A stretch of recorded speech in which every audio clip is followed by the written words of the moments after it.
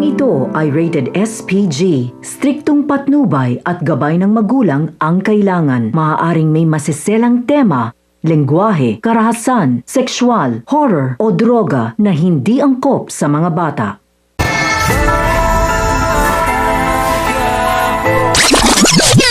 Mukhang malapit na ngang magsama sa kulungan sina Tanggol at Tinding dahil sa pagsugod nito kay Roda.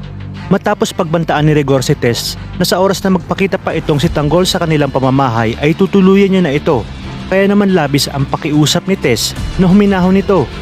Sinabi ng kapatid ni Mokang na mukhang nakajackpot ito sa lalaking naghatid sa kanya dahil mukhang big time nga ito.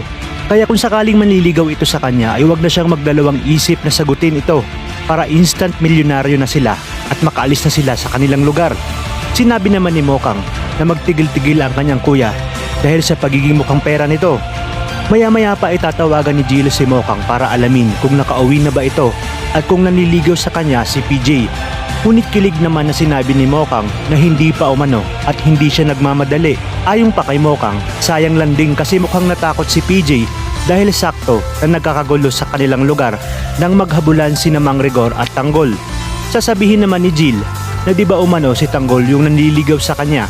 Sagot naman ni Mokang na hindi niya alam at hindi niya na ito papupuntahin sa kanyang dibu dahil sigurado siyang gulo lang ang dadalhin ni Tanggol sa kanyang dibu.